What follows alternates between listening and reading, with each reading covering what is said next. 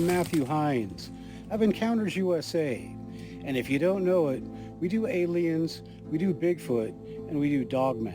If you've seen Cascade Bigfoot, Blood Mystery, then you know that in 2021, Igor Burtsev and I found a mysterious substance that resembled blood while we were camping in the eastern Cascades of Washington State. If you've seen Cascade Bigfoot, CHEWELAH Triangle, then you know that a year later, I returned to what I call the CHEWELAH Triangle.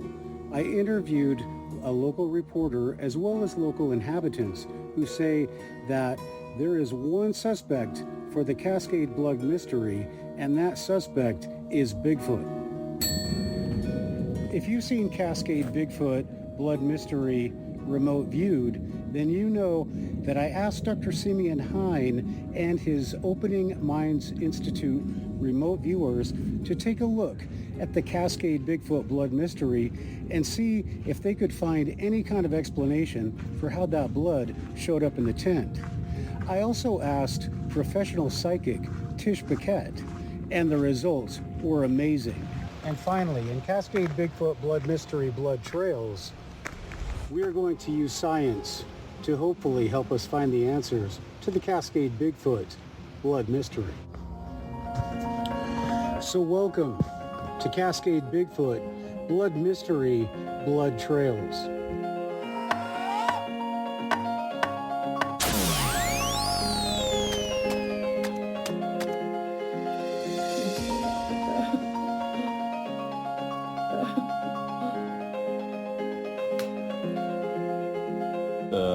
Women, offered themselves to me. I've had guys that are accused of cheating or accused of stealing.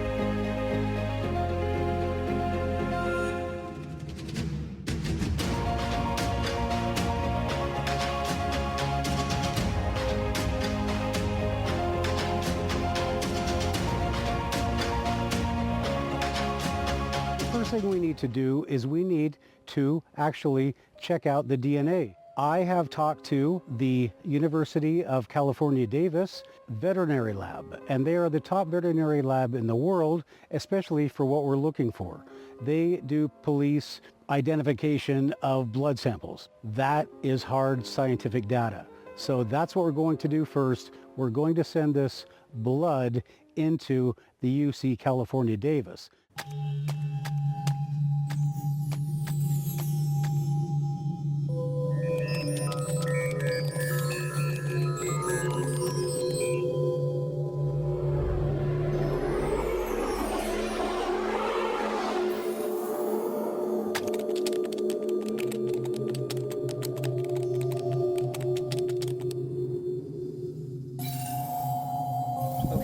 So here's what, I have blood that we recovered under strange circumstance. We're testing it for I'm testing it for a documentary. They said they only do human DNA testing, and if I wanted animal type DNA testing, it would have to come through you guys. So I need to have this tested, and I have no idea what kind of blood it is. I was camping with a guy.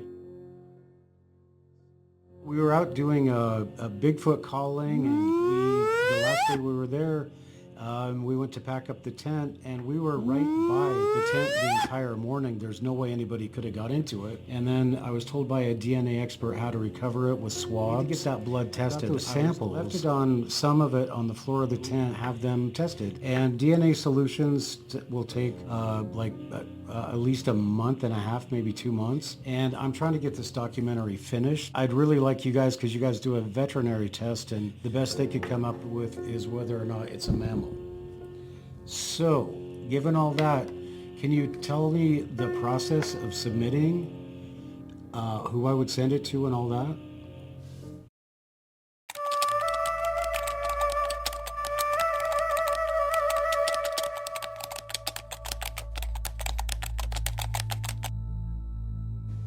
Multi-dimensional.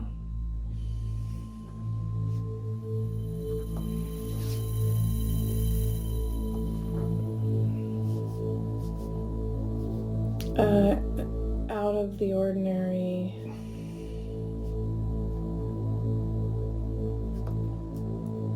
Not from here.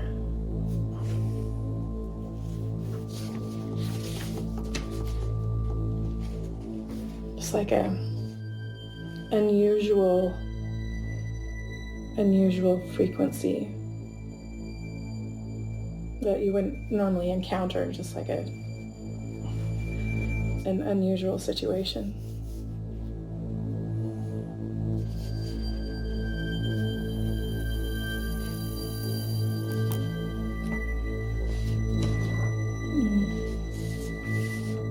I'm just gonna drop Bigfoot. I'm not sure if that's something we would be able to assist with, because it sounds more like you're looking for like a breed identification. What I would say, can you go to our website and go to the contact page? Yep. Use the click here to email function, and then put all of that into an email, and then I can forward it on to my director of service and see if that's something that we are able to assist with. Okay, so you said that you couldn't do it for what reason? I'm not sure if that is something we can, like I said, that's got to be something that the director of service would be the one that would, Yeah. look at the situation and let you know if that's something we can do. He would also be the one to let you know that the turnaround time, all of that information. Definitely help with that, and I would definitely go ahead and get that sent over, and we'll see what we can find out for you, okay? Okay. You have his But name? you could just send it to the customer service email. I monitor that, so when it comes through, I'll know, Okay. and I'll get that sent over to Okay. him.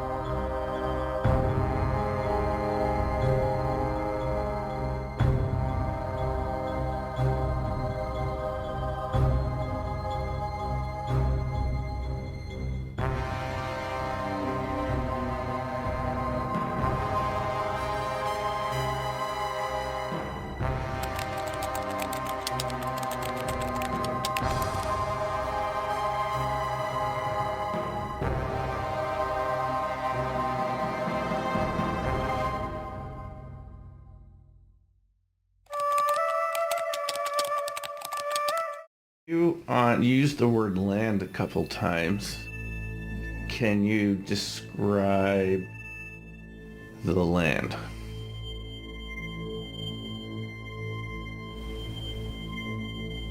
Okay, so,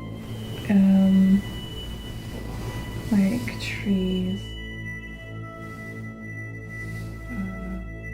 and then there's sort of a flat, sandy, and I think there's water. Like a riverbed.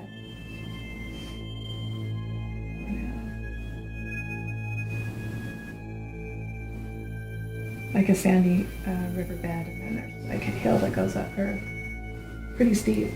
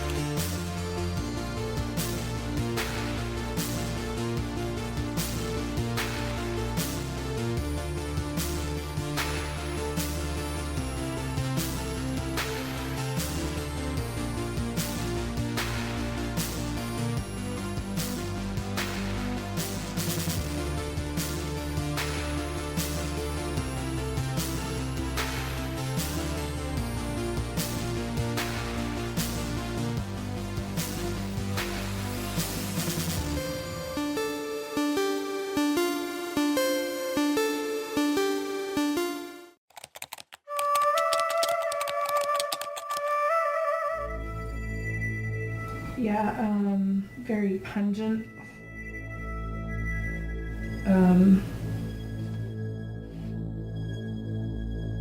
It's like a mildewy smell. Probably be people. Like when something gets wet.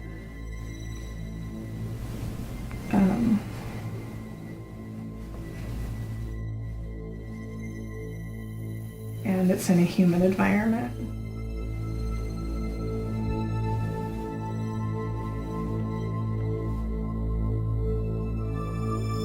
Although the temperature seems to be cool right now. Yeah.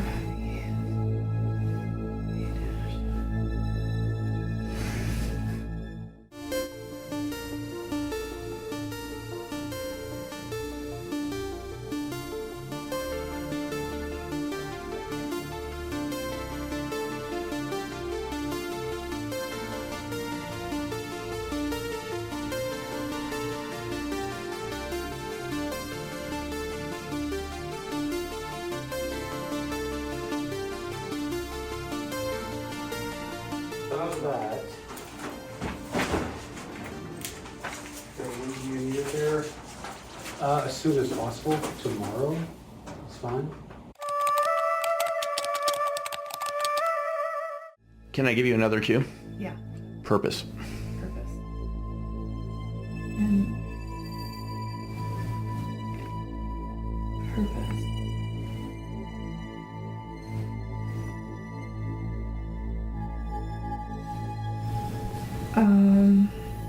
Exploration.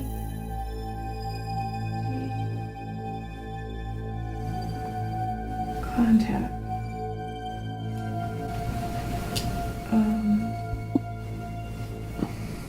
Learning.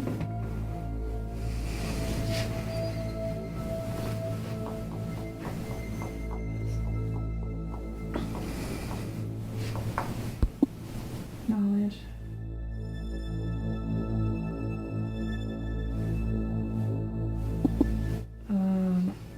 That's right. Coming. P4. Preparation.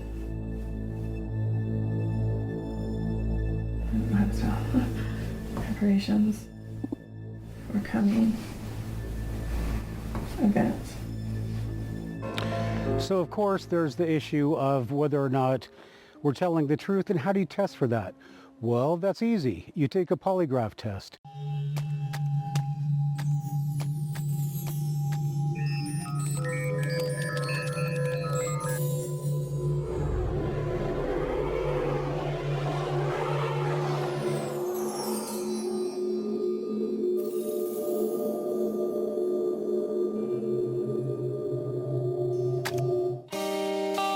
Once I had successfully sent my blood samples to the University of California, Davis, I needed to do another test to establish the fact that I had nothing to do with the Cascade Bigfoot blood mystery. In order for me to do that, it was necessary for me to take a polygraph test. Of course, I was not going to need just any polygraph test. I was going to have to find someone with enough credibility that would establish I had nothing to do with that blood in the tent of June 23rd of 2021. In order for me to find somebody who met all of those criteria, it was going to be necessary for me to travel to Post Falls, Idaho and visit Mr. Ted Pulver. I was comforted to see that, like myself, Mr. Ted Pulver was an ex-paratrooper from the 82nd Airborne. He also had years of spy hunting and lie detection experience both in the military and in civilian fields. He's also well respected by police departments throughout the Pacific Northwest.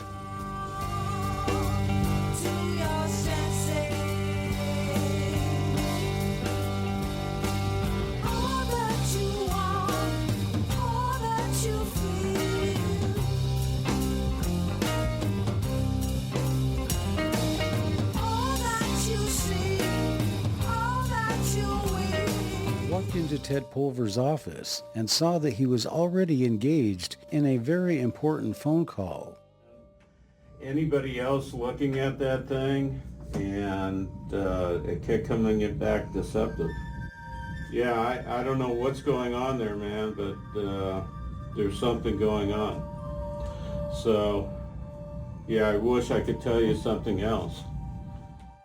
Whatever you think works. All I could tell you is a hell of a deceptive test. So, yeah.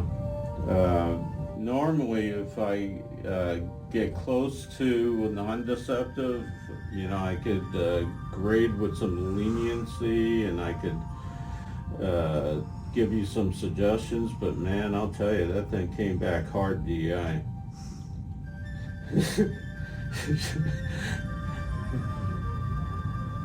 Well, a polygraph's like a pregnancy test. It's either deceptive or truthful. You can't be a little bit pregnant. So, man, it came back hard on you. It was harsh. Once Ted got off the phone, he sat down with me for a few minutes and explained to me some of the ins and outs of lie detecting. Women, you know, offered themselves to me.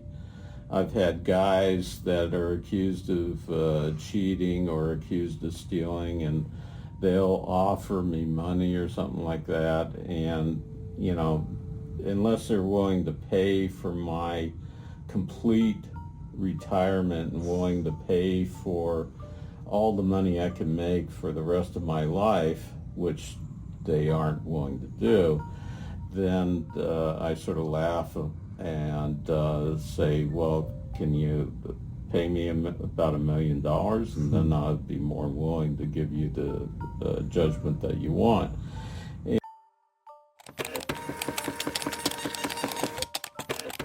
Before we actually got started, Ted Pulver was kind enough to explain to me how the polygraph system works and what it measures. Okay, let me educate you about polygraph, because polygraph is not about anxiety. Okay, everybody that sits in that chair is anxious. It's not about nervousness. It's about repression. Okay. As Ted Pulver was explaining all of this to me, I was doing my best not to look nervous or repressed. So when a person comes on in, they think of the fact that they're anxious, that their heart's beating a little bit faster than normal, the fact that they think that, gosh, I always fail tests, you know, at school. They have tests taking anxiety, and they always do bad when there's a test date. But when they're able to take the same test at home at their own leisure, they always do a lot better. Well, this is more about repression. Repression is what takes place. I'll give you an example. When your mother baked you some cookies, okay, and you smelled those delicious cookies, and she put them in a glass jar and then put it up on the top shelf, and she said, not till Sunday dinner, all right? And then you got a sister or a brother, okay, maybe both, all right? And your mom steps out of the kitchen, and maybe you and your sister and your brother climb up there, and you remember reaching on up there, and you just grabbed it and you brought it down, and you reached in there, and maybe your sister and brother reached in there and grabbed a cookie, and then you ran to your closet and you ate a cookie, and you put the jar back up on the shelf, and then later on you looked around and you went back up there and you reached and you grabbed the glass jar and you took another cookie. Come Sunday, there's no more cookies, okay? Between you and your brothers and sisters, you ate all the cookies. So then your mother looked you straight in the eye and said, did you eat those cookies? Okay, well, in the back of your head, you could see yourself reaching up to that glass jar. So you got to make a decision, because your brain will never lie to you, okay? Even if you're a sociopath, your brain will never lie to you. A sociopath is a used car dealer, a person that will sell refrigerators and freezers to Eskimos. Yeah. Okay. A psychotic, okay, is a person that literally believes that there's a white rabbit sitting next to you right now. Okay. Hey, he sees that rabbit too. So that's the difference between a sociopath and a psychotic. So right now, in this example I decided you are seeing this event that took place, okay? And you're making a decision. Am I going to tell Mom that I took that jar down and I ate some of those cookies, knowing full well Mom's probably going to slap my hand and maybe not let me eat some cookies for a while? Or am I going to try to fake it and say, Mom, I didn't eat any of those cookies? Okay. It didn't take me long to figure out somehow my mom had snuck in that cookie question after I told her I was going to take a lie detector test. And maybe she won't punish me. Maybe she'll blame my brothers and sisters, okay? I know darn well I'm going to keep thinking about the fact that I did eat those cookies. Because based on my experience, whenever I lie, my brain keeps showing me the picture of me reaching up, taking those cookies. So when that happens, that's called repression. And in a polygraph test, I play the role of your mother asking you that question, okay? Did you rob the bank? Did you steal the money? Did you Wait a minute, what exactly had my mom told this guy anyway? steal the cookies? Okay.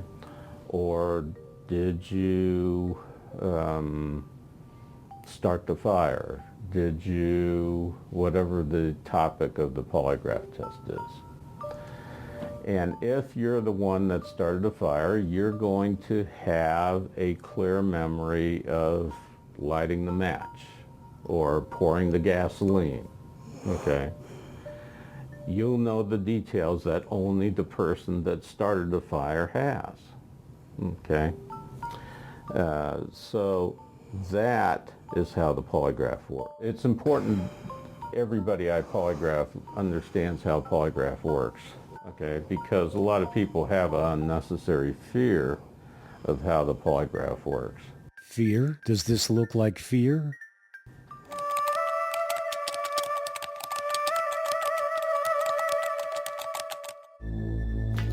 Okay, can I give you one more cue? Yeah. Can you move forward 15 minutes and describe? Okay.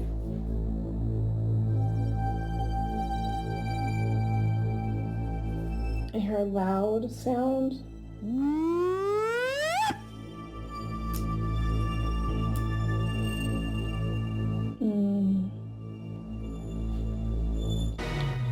High energy. Rushing. I guess that would be under vibrationals. Rushing. Energy.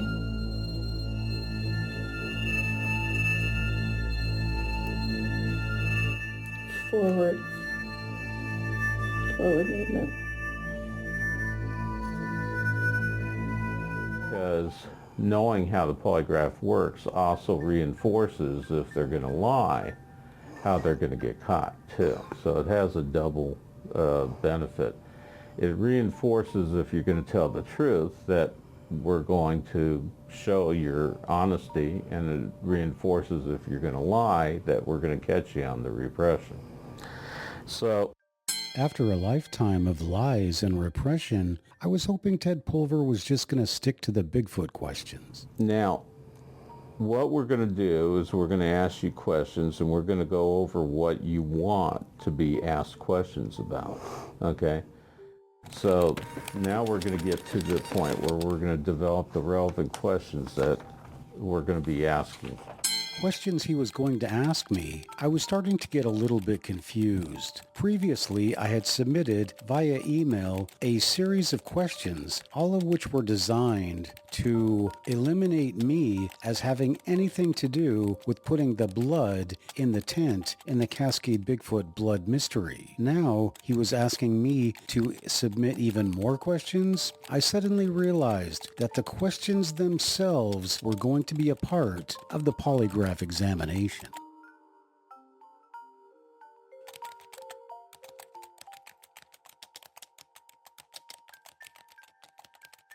So let's talk about that.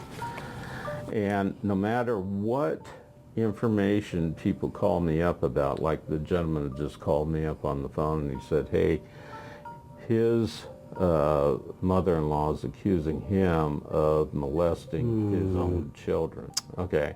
That thing came back hard DI. So, and he's denying it, of course, so he wants to take a polygraph test before it becomes, you know, police and all that contacting him. He wants to nip it in the bud, and which is fine. Or maybe I'll find out that he is, God forbid, doing that. They came back hard on you. It was harsh. In your case, what we're going to do is find out whether or not the encounters that you're talking about are correct or not. So please inform me what you'd like to be tested about. Okay, I sent you a list of questions, and I actually left a few of them out. So I want to... And by the way, that's very common. That's why on the day of the polygraph test, I always do this with the person the moment of the polygraph. We go over this. Okay, so first question to establish my location. Was I present in the Cascade Mountains north of Colville on June 23rd, 2023?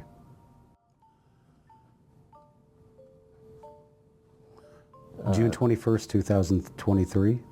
That's relatively recent. Oh no, Ted Pulver probably thinks I'm lying. This is not starting off well. I'm sorry. I mean, That's next in the future. I'm sorry, I'm still asleep. 2021.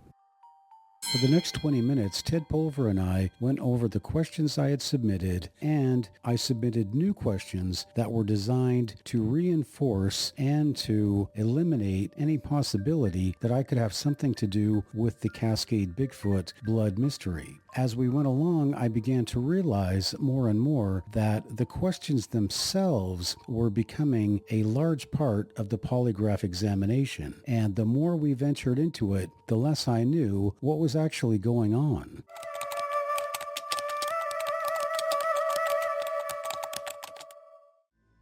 Can you cue on the emotionals column? Do you see Yeah. what we got? Yes.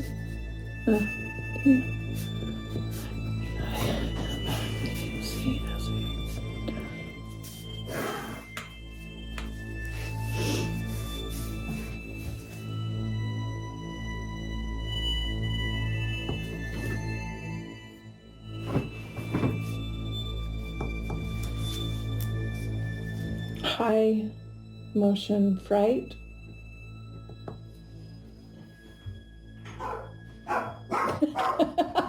Dog barking.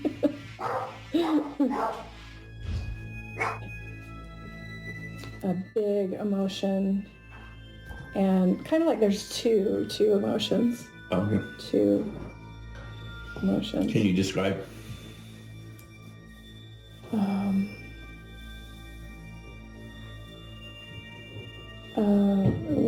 One is humorous. One is like shocking. Once we finished compiling a final list of questions, I wanted to make it clear to Mr. Ted Pulver that I needed to be asked the most direct questions, questions that would not only absolve me of having anything to do with the blood mystery, but questions that were designed to overlap and to cross-reference each other so that if there was any change in one response, it would affect the other responses. Now, okay, so that's done. So, can you ask me point blank, did you leave the blood samples in the tent? Can you ask me that? Is that all you want to do? I mean, like when you get done with all this, I just want you to point out, just ask me, did you leave? I mean, we haven't got to that yet. You've just given me a long narrative with all sorts of things. Are you telling me the truth?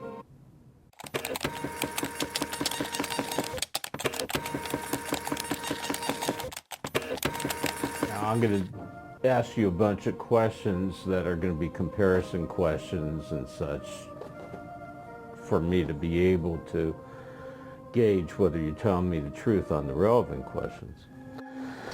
But I'm going to ask you a couple of questions now, and then I'll test you and make a decision on whether this long narrative that I wrote down, whether you're telling me the truth on this.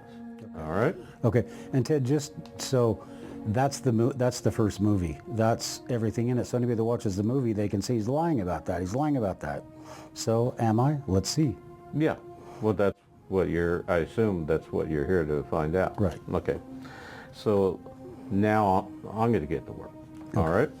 So, did you lie to me about the events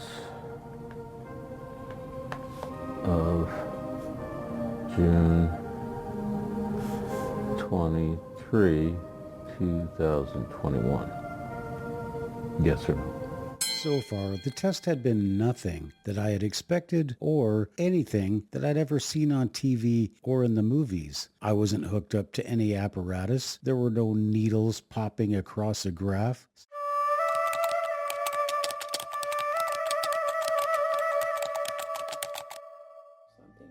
Is there anything that you perceive that you haven't described yet?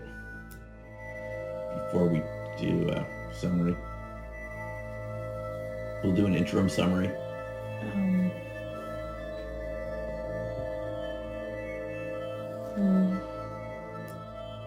Just getting that big being again. Okay. Being plan. Just go ahead and write it down. Okay. A big consciousness.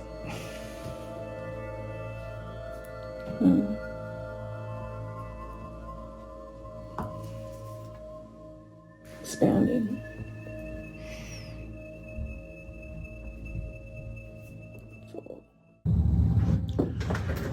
Okay, let's go over the questions that the computer and I have worked out. Are you here to tell me the truth? Yes. Okay, on the polygraph test, you're only going to answer yes or no. Regarding if you told me the full truth about if you've been truthful in telling me the events about June 23rd, 2021, do you intend to tell me the full truth? Yes. Are you completely convinced that I will only ask you questions that we're reviewing right now? Yes. Have you lied to someone who's trusted you in the past? Yes. Okay. Did you lie to me about your investigation about the events of June 23rd, 2021? No. Before the age of 50, did you ever lie about something big, so serious that it harmed someone? No. Did you lie to me about your investigation about June 23rd, 2021? No. Before this year, did you ever lie to your employer for a financial gain? Had I ever lied to my employers? What did this have to do with Bigfoot? I guess I was thankful I'd never taken up the fine art of embezzlement. No. From From my vantage point in the chair, I could not see what Ted Pulver was doing, but suddenly I heard him hitting buttons. Hey, what was he doing that for? Was he recording that? What was wrong with my answer? What happened to Bigfoot? What was going on here, and why was I being asked about a possible criminal past that I just didn't have? Is there something else that you're afraid I'm going to ask you a question about, even though I told you I would not? By that time, there was plenty I didn't want to be asked about, but I figured as long as he didn't ask me anything dirty, I'd probably be okay. No. Okay. Okay, so basically, I'm going to attach components. There's going to be components that are going to go around your bicep, around your chest, and around your fingertips. Nothing goes inside you. Nothing goes inside me? Well, if I knew there was any kind of question about something going inside of me, I certainly wouldn't be here. It's important that during the test you don't move, and you just answer the questions yes or no. And you just, when the pressure's around your arm, you just pretend like you're a statue. Okay? When the pressure's off your arm, then you can move around all you want. Okay? So what years were you in? 82 to 86. Okay.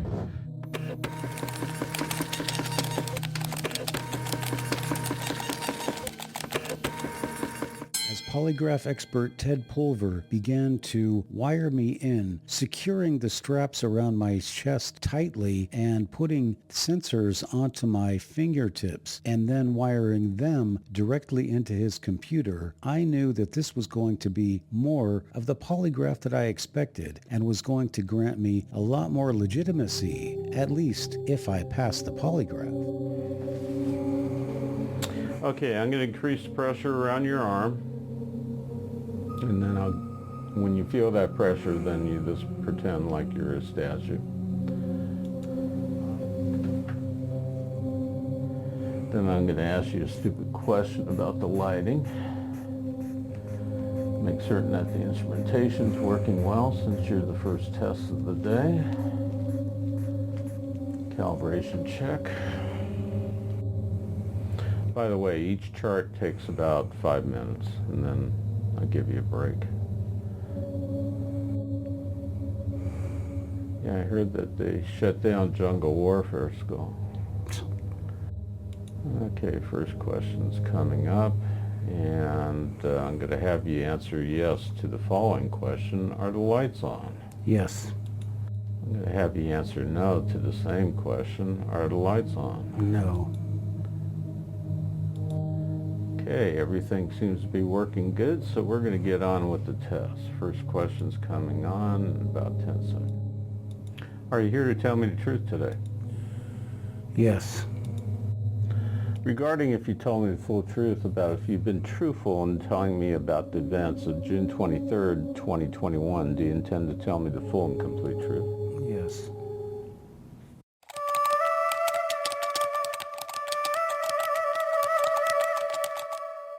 Okay, so the cue is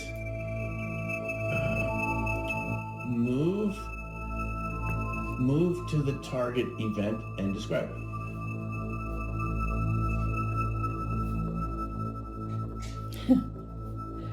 I think I was already moving there. Yeah. Powerful, overwhelming, just in awe.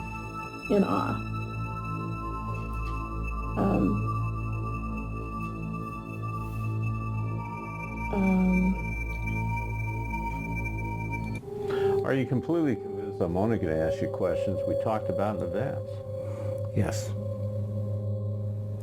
Have you lied to people who've trusted you in the past? Yes. Did you lie to me about your investigation about the events of June 23rd, 2021? No.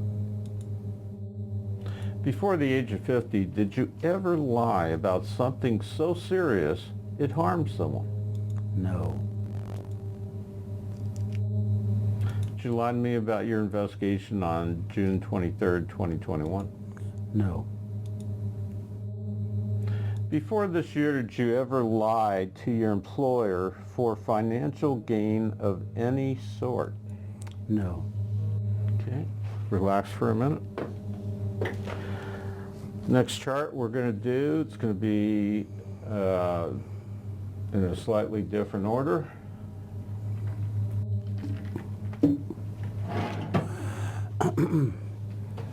Let me know when you're ready to go. I'm ready.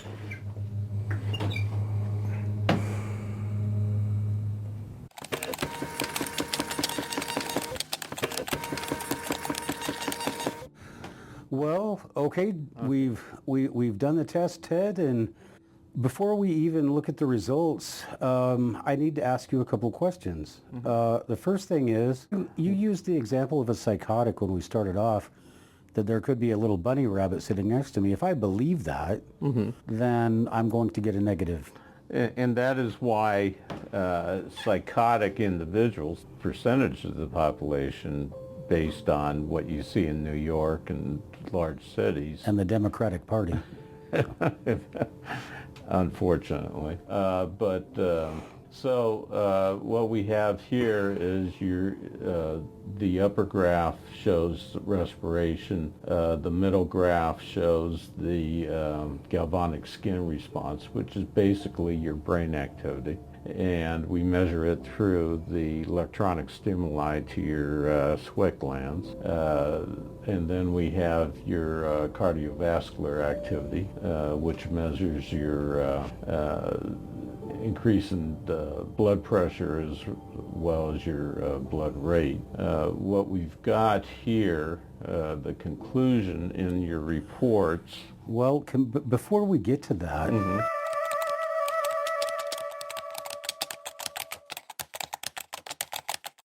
And can I give you another cue? Yes. Can you describe the purpose of the event?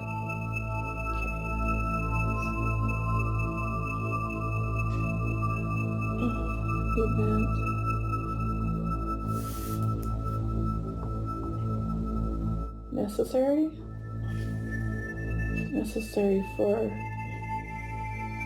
growth, evolution.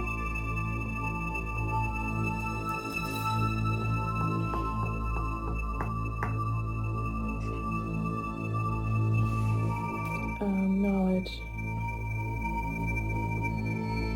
curiosity,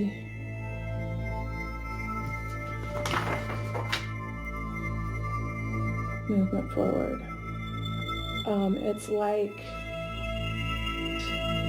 It's like when, like a coach pushing you.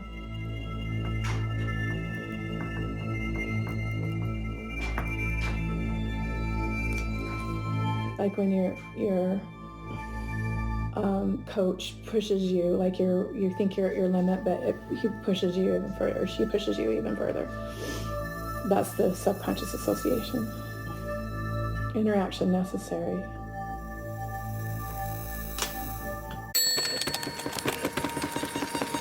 And that's probably because you might have some concerns about some areas. I don't know what's going on in your head. I came back where, here's where the polygraph computer came back inconclusive. Okay. Which is, it didn't come back deceptive, which is good. This came back inconclusive, which is sort of, in the gray area in between the two. I tried to hide my excitement, but I had passed, and all the work that I had done in this project was now justified because I had passed a high-speed, computerized, military-trained polygraph expert who was recognized by counties all over Idaho, Washington, and Oregon. I couldn't be more happy. And inconclusive, I didn't even know what that meant. All I knew is I passed my polygraph test, and so I had nothing to do with the Cascade Bigfoot blood mystery, and whoever put that blood in that tent had nothing to do with me. Deceptive criteria that we see in your charts. Okay, can I show this to the camera?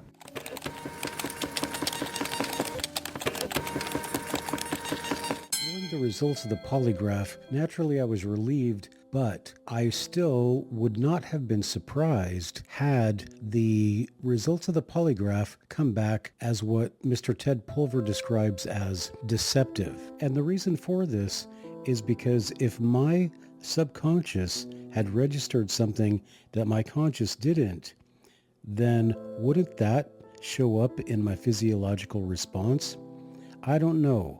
I was going to have to talk to a hypnotist, and that was going to be the next stop on the Cascade Bigfoot blood mystery blood trail. So this is That's the this is polygraph deceptive. computer. This is deceptive, No, right? that's inconclusive. I know, but what's the red? Deceptive. Okay, but I'm very close to deceptive. No? Close. You're inconclusive is your score.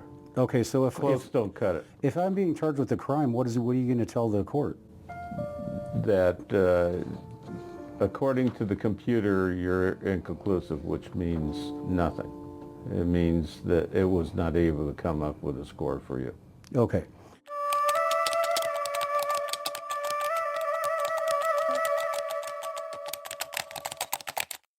Okay.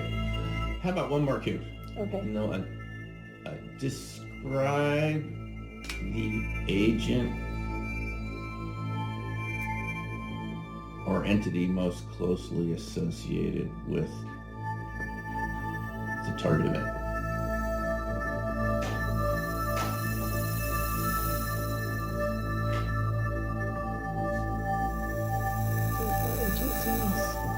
Oh, no, just agent. Agent. Okay. You could use the word life instead of agent if you want. Very generally. I mean, it's going to Bigfoot. Or Yep, just write down whatever you're getting and multi-dimensional beings. Or other dimensional. okay, thanks. Anything else? No, I just want to be there. Elizabeth Hyde. Okay, I just want to be. want to be there. And why don't it's exciting, and you're like, ah. I just wanted to be there. What this is telling us is that it's like it almost didn't happen. Well, no, what it's saying is that it wasn't able to form an opinion because you seemed confused, according to the computer. But according to my scoring, okay, my scoring was on whether you were lying, okay, and I did not see that you were lying. Okay, my scoring was on clearly whether you were lying, not whether you were being accurate or anything. It was on whether you were lying, and I came up with a positive 8 score, where all you need is a positive 5, and you came up with a positive 8. Okay.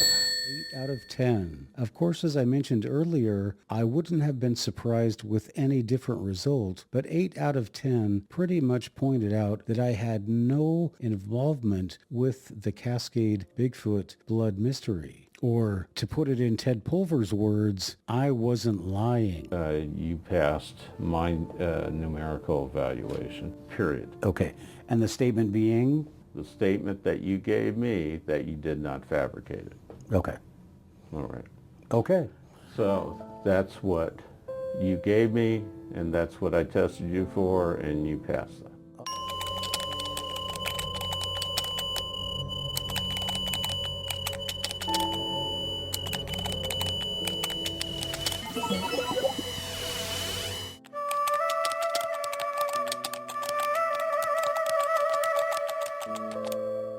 Okay, so you're saying, what was the last you had?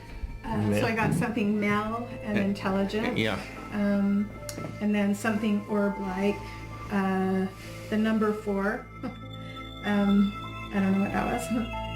Vibrating, and then a very anxious feeling, almost like the vibration was coming from the chest area.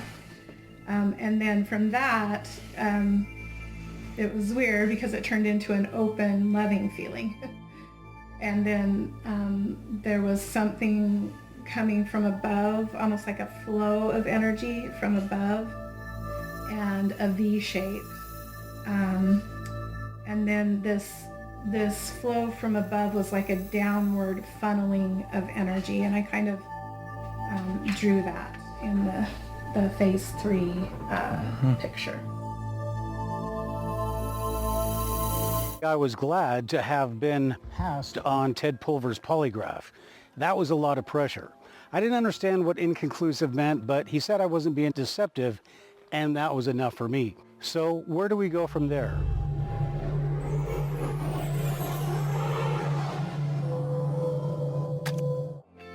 Once the polygraph examination was successfully completed, I contacted my associate producer, Todd Neese. He told me I needed to come down to Oregon and meet a friend of his, a hypnotherapist by the name of Doug Meacham.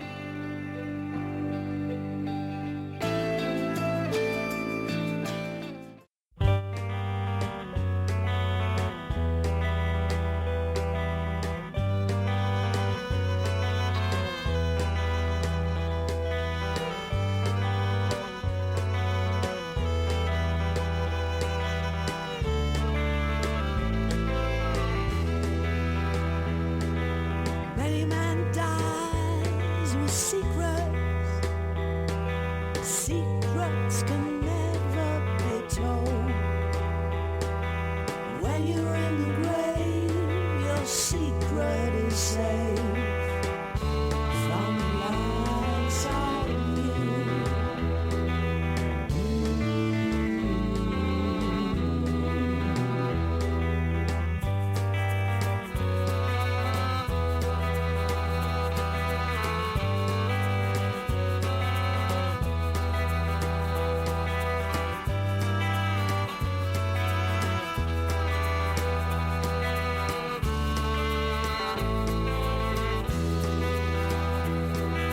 Maybe he's a child of mercy.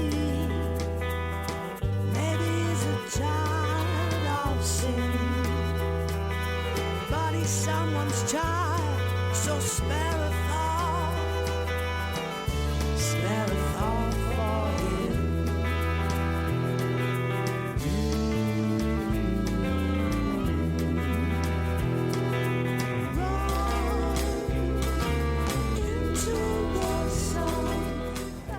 Hey Todd, what's happening? Good to see you, man.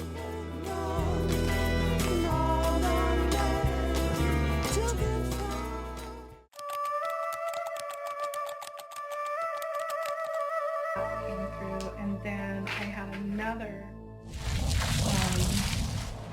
impression that there was this big bright orb that was sort of coming down like a mountain and maybe into this V, just coming down into there. So what do you think we're going to find when we go through the session? I mean, you think we're going to see Bigfoot, or what do you think's going to happen? Well, I've actually done it twice, and in both cases it was fascinating. The process that Doug Meacham uses is a very powerful tool, and to bring back memory regression, I would think our takeaway would be to get you into that state of mind, getting into your subconscious, and pulling out details that maybe you might or might not have recalled over time. Doug can bring out those memories.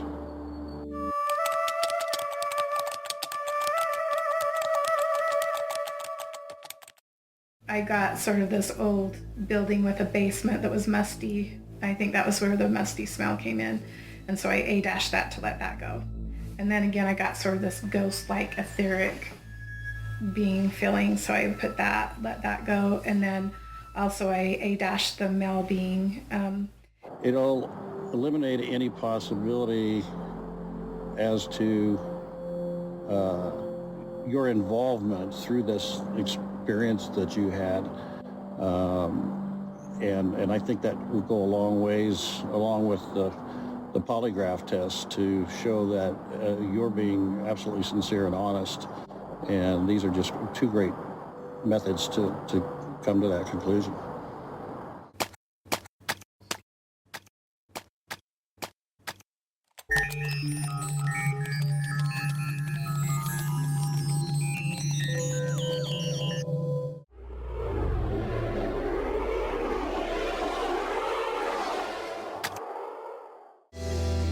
Sister, she knew nothing, and if she did,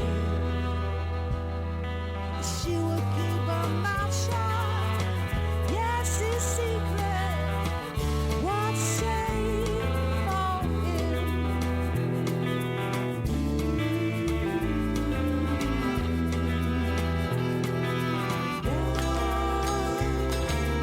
Into the sun, faster, faster, see him run, Lord of man,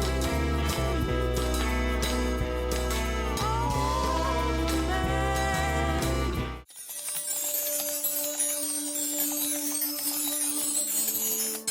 As I was sitting down on Doug Meacham's couch at the Gresham Hypnosis Center, just like the polygraph examination, I was having some serious concerns. I had no idea what was going on, and I certainly didn't want to get hypnotized and pee my pants or run around acting like a chicken.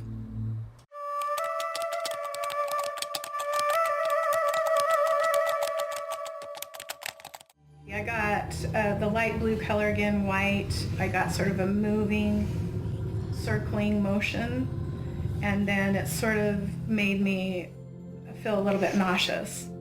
And then it was like there was something that was turning slow, like a merry-go-round, but it was very slow. And then I got an impression of a being again, or beings.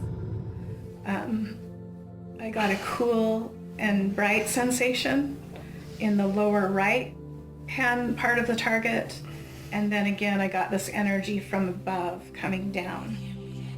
And then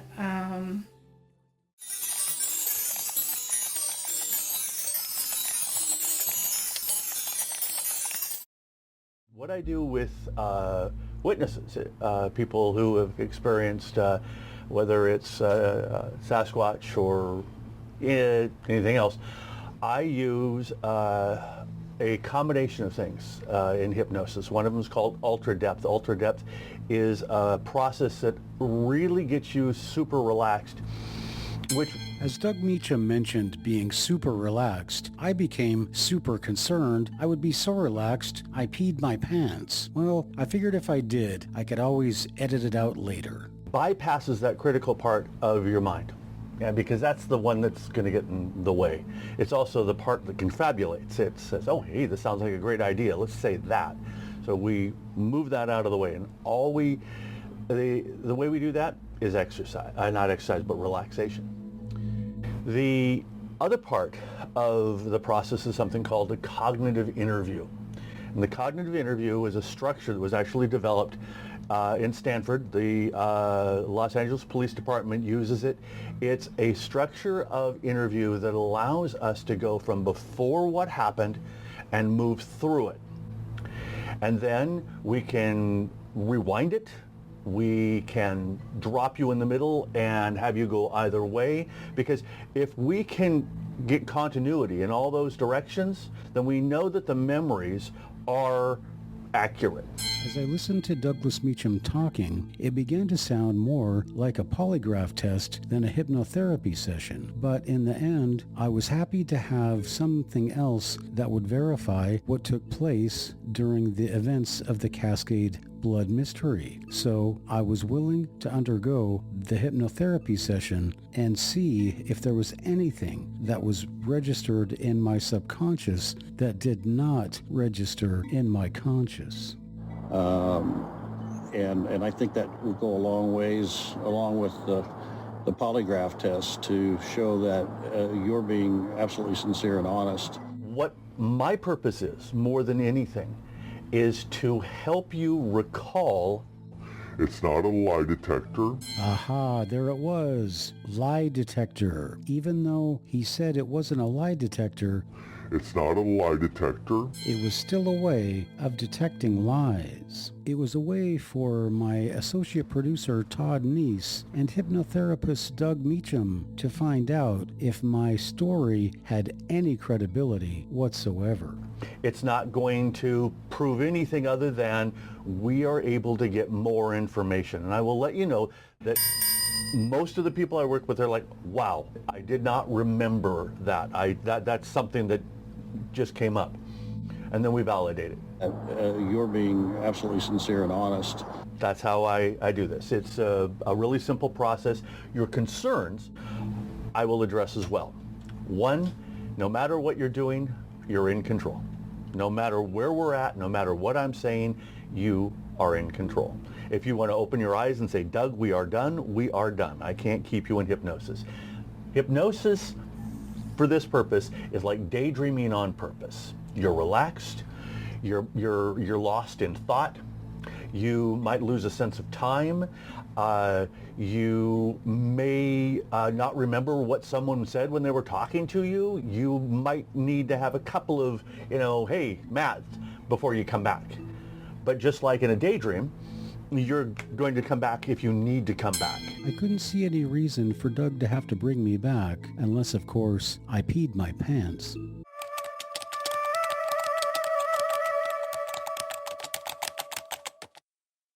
I felt like something was tethered, like a leash, maybe to another reality or something. And got another floating sensation and felt really a high energy, a high vibration, but it was very mellow and calm, but at the same time, very high frequency. And then there was like sort of a gentleness and a kindness coming through.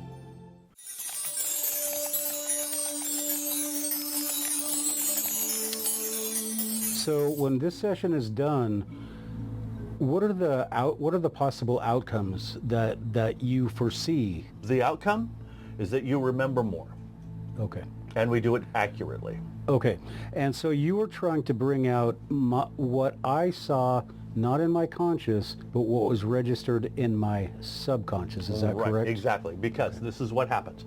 Your conscious mind actually runs about 5% of what you do during the day. It's the questioner, it's the motivator, right. And it also is very, very skeptical.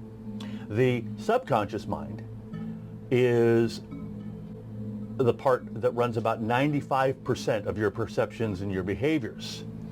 Short-term memory is in conscious mind. Long-term memory gets transferred to your subconscious mind. Everything you have ever experienced, saw, done, said is in your subconscious mind. Now, there are memories that are pristine because you had them and we never bring them up. Every time we recall a memory, we modify it. And so the conscious mind is doing that. So when we bypass the conscious mind, the critical faculty, then we are able to speak directly to that part of your brain that stores the memories. And that's just going to be, okay, I'm going to take you back to the date and we're going to start here. Tell me what's happening. And those memories will bubble up so you can get the best results. Okay. I'm ready to go. All right, fantastic. All right. Let's be real. It's not like I have any choice. It's too late to back out now. Just imagine what it would be like. Be breathing through your heart, okay?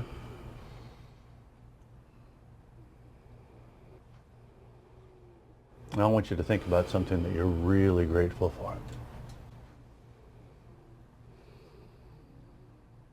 Just breathe that for a little while.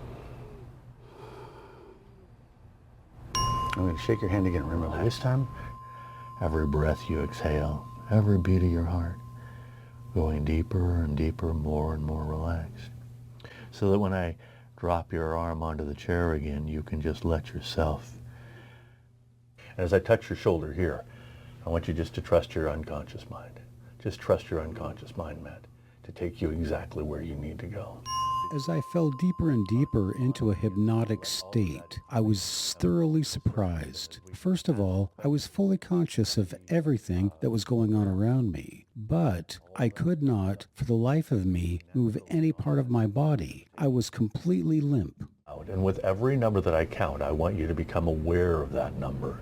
As much as I was hoping for a different result, for the next 20 minutes, Doug Meacham took me over the event, back and forth, again and again. I go to the tent. Okay, so you walk by the side, then you walk to the front. The tent is closed. Stop there. And I want you to tell me what you're aware of. I'm going to shake your hand again. Remember, this time, I just want you to breathe. Okay? I want you to focus your attention on your heart. Okay? Just focus your attention on your heart. Your eyes are going to start to close. They're going to start to close. They're going to start to close. But I don't want you to close your eyes.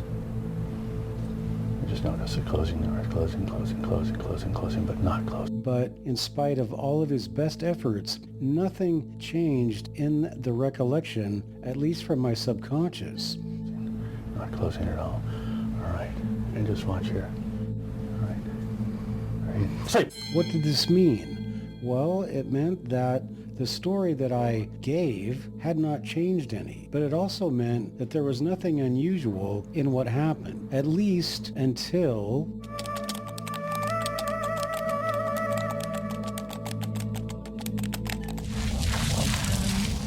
And then in my A-dashes, the color orange, like an orange orb that I have seen before, so I A-dash that. And then a being with that felt female at this point, and the eyes were blue-black. And I think there might be more. 10 to 1, and on 1, you'll open your eyes and be fully aware back in this room. So 10, 9, 8, 7, 6, 5, 4, 3, 2, 1, wide awake. Take a deep breath. Would you like a little bit more water? How do you feel?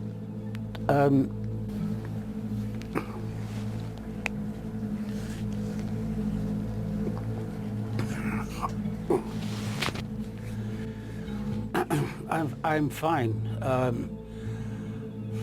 When you were asking me, Yes. to look, I think there's something there, but I don't see it. Igor, did you put this blood in the tent? What does Igor say? How would I put the blood in the tent? It's on your side. I didn't put the blood in the tent. How would I put that blood in the tent? I don't know. I have to clean it up, though. I'll clean it up. And what happens next? I want you to, again, from the perspective of making breakfast, I want you to allow your perception to widen, and I want you to become aware of your campsite. I want you to become aware of your campsite, almost as though, let's imagine that you're a drone, and you're up, and you can see from above down below. And just very slowly, pan through, and tell me what you see. I don't know what it is. There's nothing there. Okay. But I think there's something there. I think it's brown. And I don't see it. But I don't see it. I don't know it. It's not there. Why do you think it's brown? Because it's brown. Because it's brown. So you're aware of something brown? I'm not aware of it. Okay. All right. So why do you think that it's there, and why do you think that it's brown?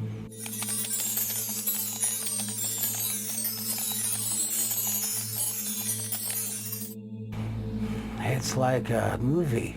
Okay. And it's like the pixels in the movie change into brown. Okay. But they don't stay brown. They're just brown, and I don't see them. I don't know that they're even there. Okay. But I don't think that everything is I don't think everything is normal. But I don't know. I don't know anything. I don't see it, and I don't know. Okay. I don't know.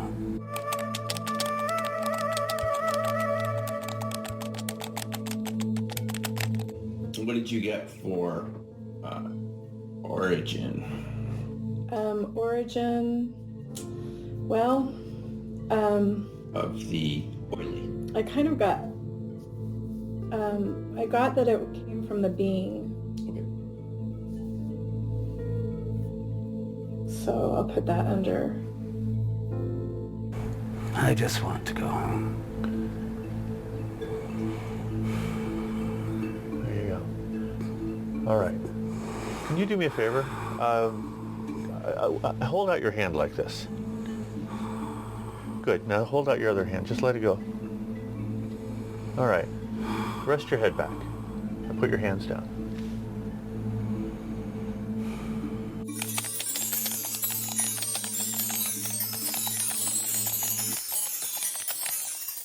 No matter how hard I tried, I could not get the image of this object or whatever it was out of my mind. And the more I thought about it, the more I wanted to look and see if I could tell what it was. The fact was, I'd never seen anything like it before, and I could not stop thinking about it. I had to be able to see if there was something actually there. So I had to keep going back for yet another look. And when you're ready to come back fully and completely, There's something there. All right. And I don't want to say there's something there, but it's like, Well, describe. It's just a pixelation. It's brown. All right. It's not a form. All right. It's a pixelation. It's a bunch of squares. So you know that something's there. You have that feeling. What's the feeling like? There's something there, but yeah. There's just something there, and I don't know if it's there. Okay. I don't know if I'm just making it up. But there's something brown. And it's very bright. And this is brown, and I'm looking at it like a TV. And so in that spot, and it's on the side of the tent. It's by the table. It's by Igor. And it's not a form. It's brownish red, maybe. How does that make you feel? I just don't know. Okay. All right. So you see, you're aware of this form, but you're not sure that it's there or if it is there. It's as though you're looking at it like you're watching TV, and it's pixelated, but you perceive something is there. And how does that feel to you? What are you thinking right now? I didn't see it when I was there. All right. I only see it now. So, and it's not like I see it. It's like I just see a brown patch. Okay. A brown patch. And you say that it is by Igor. It's by the table. It's just there. Okay. And where else do you notice it? It's just there. It didn't move. It didn't go anywhere. Right now, it's just I'm looking at it, as you said, to look above. And from above, there's something brown that doesn't match anything else. Okay. And I think that doesn't fit. It doesn't go with the environment. And how does that feel to you? What's that mean? I don't know what it is. I don't know if I see it. I just don't know. Okay, I'm going to bring you back, and you're going to come back completely. All right? So 5, 4, 3, 2, 1, eyes open. Go ahead, take it. There you go. Come back out.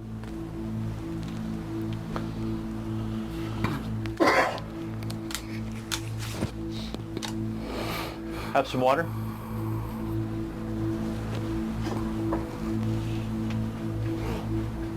That's really something. After my hypnotherapy session with Doug Meacham, the final tally was about 50-50 because on the one hand, we did not find any extra subconscious memory or anything that would have pointed to an awareness of the agent who put the blood in the tent. On the other hand, it was pretty much consensual between Todd Neese and Doug Meacham that my story was definitely authentic and that all of the details did not change over the course of the different methods of memory recall.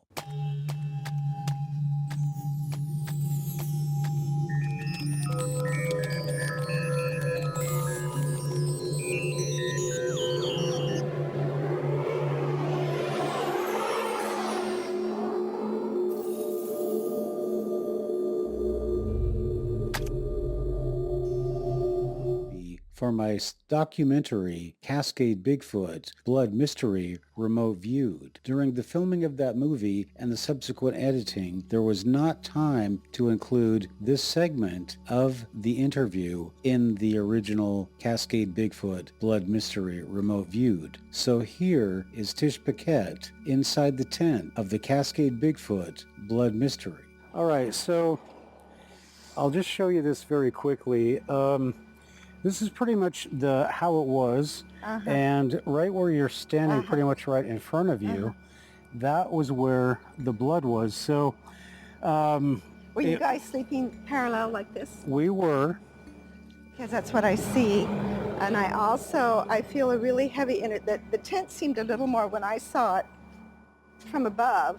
The tent was a little more angled when I saw it, and on this side, Sasquatch. With red terracotta color. But you also had an energy over in this corner that was not Sasquatch. This one I get a really strong, very cautionary, very not as friendly, very observant energy. Over here, yes, observant, but no harm, no anything. They're just watching you. Okay, so if you're looking at the site and we're looking at the video, on this side there's really nothing, and then on this side there's a table here, and then was the presence you'd sense, is that a human? No, not human. Okay, it's not human, it's something else over here, but it's not the same energy as Sasquatch, it's not, but it's another energy, another presence, non-human. Okay. Is what I would say non-human. Can you tell me how it got there? How it got here? In terms of how it arrived, it was just there. They were watching you. They've been watching you the whole time. They knew you were here. They knew your intention. Sasquatch in particular understands intention. You also, so you've gone to this place several times? Oh, that was the first time. Okay, but this tent you went back to. Right. Because there's still a lot of energy on this tent. That's why I needed to know if this tent's been there before, because there's still a lot of energy, because I still get a lot of tingling from residual energy. About 3, roughly. There's further. What was it just trees, or were there rocks?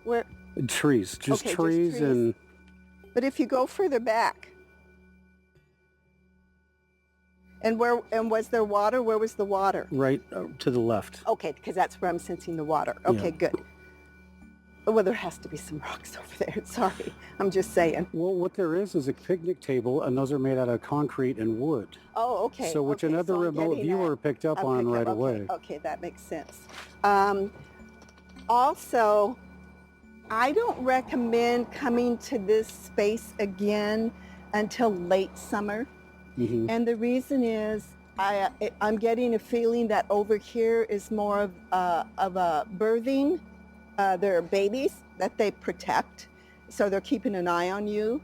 This one's curious just about humans and how much you know, trying to assess human intelligence. All right, can we go back to the birthing thing? Yes. That blood looked like birth. It looked like placenta type it blood. Yes, it was so creamy and rich. Yeah. Well, this is the feeling I'm getting over here is kind of like a nursery. They come here to give birth, and it's close to the water, but they get to see, so they were observing to make sure you meant no harm. But the point being is, do not come here in the spring. Wait till later summer, when so they don't feel threatened, so that they don't have to do anything to scare you off. Over here, this one's just very curious. This one kind of tags on. It would almost be like, you know how we suspect or see, or there's evidence that every time there's a Sasquatch, there may be an ET energy exchange, but that's kind of what this feels like. Okay, so it's kind of like from that realm, but not necessarily a gray or something like that, and it's not a dog man, but something different, okay? Oh. Did you, how do I ask this? Actually,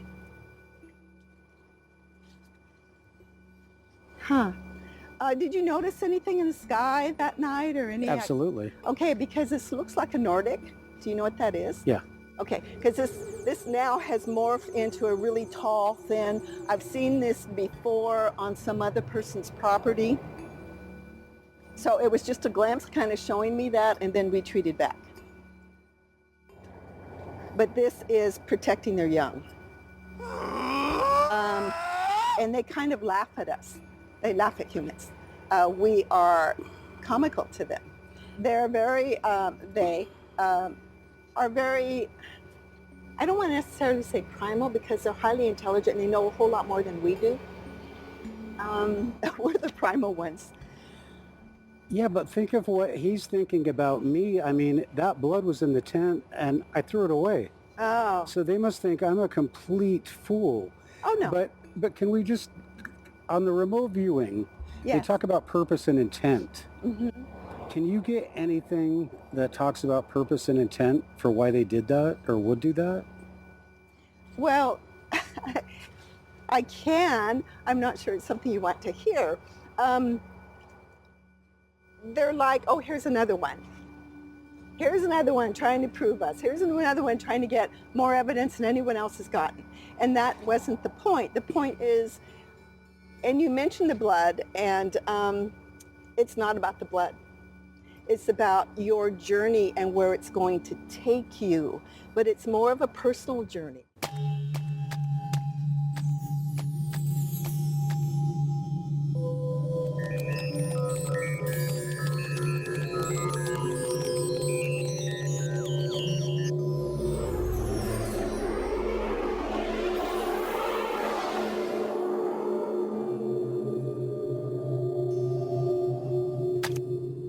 The return of the blood samples I submitted to the University of California, Davis Veterinary Lab were somewhat unusual at best. The fact was, they were returned only a few days after I had submitted them. Now, before I opened the package, I was in great anticipation because I thought possibly they had been so concerned about what was in the sample that they had foregone the 6-month waiting period they had promised me, taken my $1,000 and gone ahead with the testing, and here were the results. Well, that's not exactly what happened.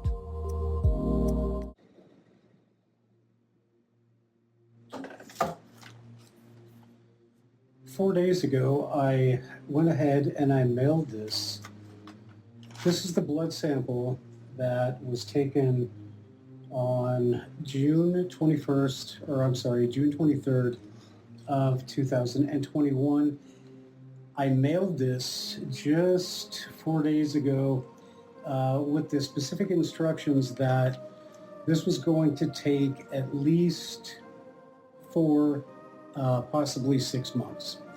So I was going to wait 4 to 6 months and release my first movie about the subject, which is Cascade Bigfoot, Blood Mystery Remote Viewed. But now that I have these results back so fast, of course, we have to speculate because the envelope actually has not been opened yet. I was going to open it yesterday, and I said, wait a minute, I need to actually record me opening the envelope. So here it is. This is the return package from the University of California, Davis. And I am now opening the envelope. And as I open the envelope, I just want to tell you that there are just a few possibilities. Obviously, they have not tested the sample because they have not taken any money from my account. So they sent it back without testing it, and we are going to find out why. So here is the letter that they have sent to me, and I will read it to you.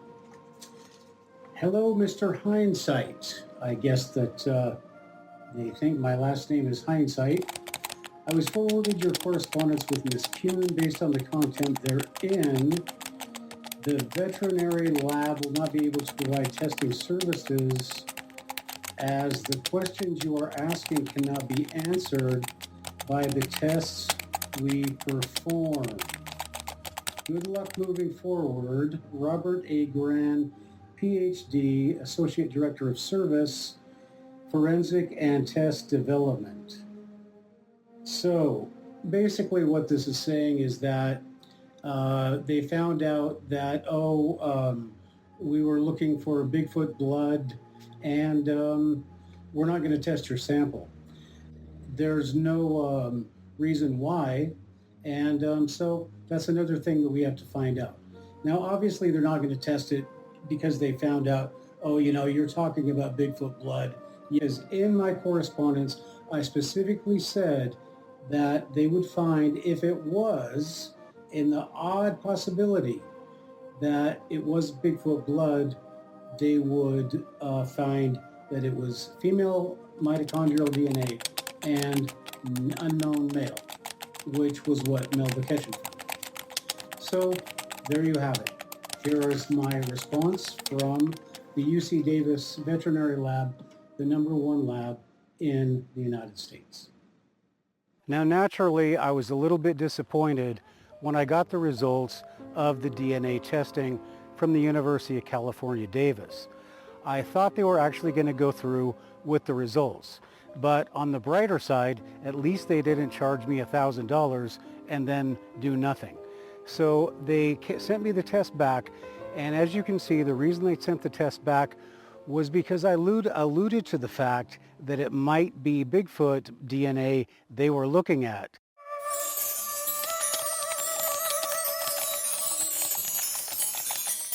Okay, do you want to just, the way we do it in CRVs, just read out what the summary is, to someone that hadn't just heard what we just went through? What would you describe as at the target site? Okay, so interim summary is there's a male intelligence with an oily, slick feeling, a being.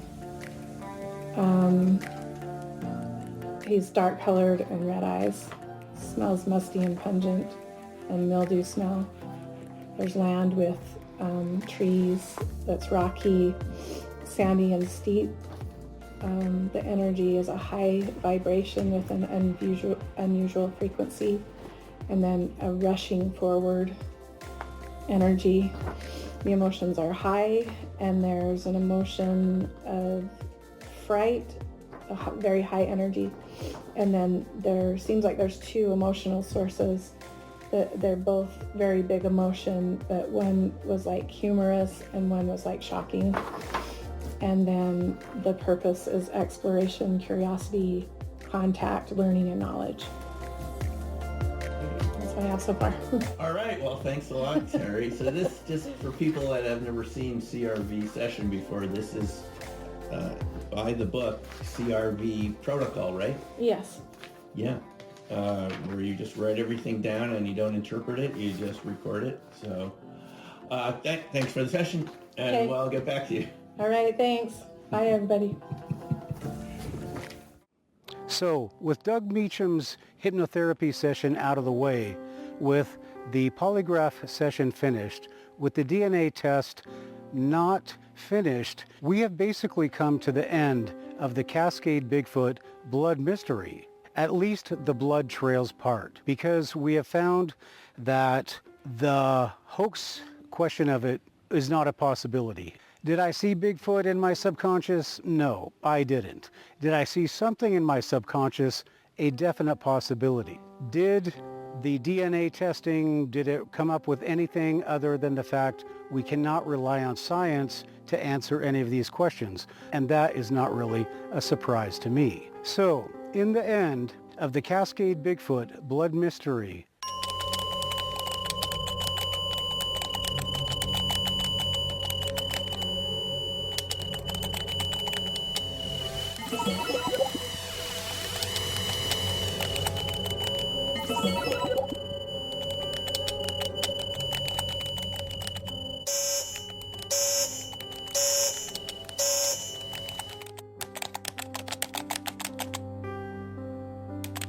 It's this right here. I'm getting this. Describe this.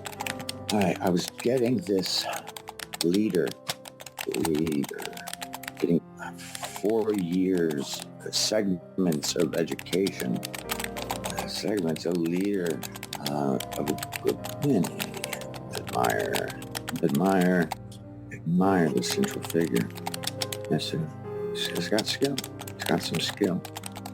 Skill with tools also. From that realm, but not necessarily a gray or something like that, and it's not a dog man, but something different, okay? Oh. Did you, how do I ask this? Actually,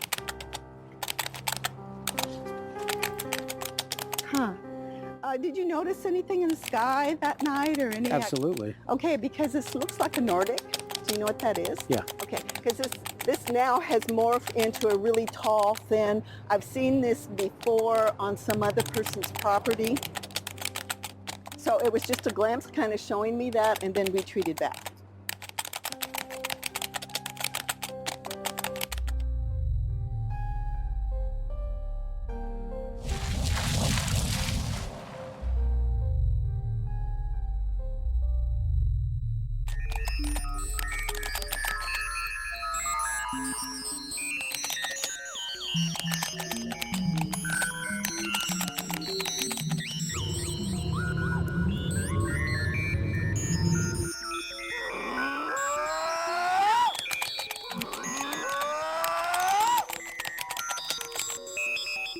Investigate this, think about it, and then come up with your own conclusion. And remember, at Encounters USA, what we always say, and that is always watch your back.